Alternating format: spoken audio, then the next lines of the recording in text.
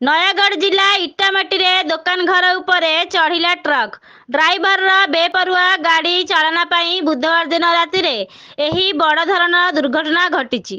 ଏହି ଦୁର୍ଘଟଣାରେ ଗୋଟିଏ ଫାଷ୍ଟଫୁଡ୍ ଦୋକାନ ଭାଙ୍ଗି ଚୁରମାର ହୋଇଯାଇଛି। ଟ୍ରକ୍ଟି ସୁରଟରୁ ରାୟପୁର ଦେଇ ଭୁବନେଶ୍ୱର ଅଭିମୁଖେ ଆସୁଥିଲା। ଇଟାମାଟି ବୁଲାଣିଠାରେ ଟ୍ରକ୍ଟି ଭାରସାମ୍ୟ ହରାଇ ରାସ୍ତା କଡ଼ରେ ଥିବା ଦୋକାନକୁ ଟ୍ରକ୍ଟି ଧକ୍କା ଦେବାରୁ ଟ୍ରକ୍ ଡ୍ରାଇଭର ଓ ହେଲ୍ପର ଆହତ ହୋଇଛନ୍ତି। ଚିକିତ୍ସା ପାଇଁ ଦୁହେଁଙ୍କୁ ନୟାଗଡ଼ ଜିଲ୍ଲା ମୁଖ୍ୟ ଚିକିତ୍ସାଳୟରେ ଭର୍ତ୍ତି କରାଯାଇଛି। ଦୁର୍ଘଟଣା ଦ୍ୱାରା ଫାଷ୍ଟଫୁଡ୍ ଦୋକାନ ସମ୍ପୂର୍ଣ୍ଣ ନଷ୍ଟ ହୋଇଯାଇଛି। ସୂଚନା ଅନୁଯାୟୀ ରାତି ହୋଇଥିବାରୁ ବ୍ୟବସାୟ ସାରି ଜେଜେ ଫାଷ୍ଟଫୁଡ୍ ଦୋକାନଟି ବନ୍ଦ କରିଥିଲା। ଏନେଇ ଇଟାମାଟି ଥାନା ଆଇଆଇସି ଦିଲ୍ଲୀପ ସ୍ୱାଇଁ ଡ୍ରାଇଭର ହେଲ୍ପରଙ୍କୁ ଅଧିକ ପଚରାଉଚରା କରୁଛି। ଏଭଳି ଦୁର୍ଘଟଣା କେମିତି ହେଲା ଅଧିକ ତଦନ୍ତ କରୁଛି। ବ୍ୟୁରୋ ରିପୋର୍ଟ, ପ୍ରୟାଗ ଖବର।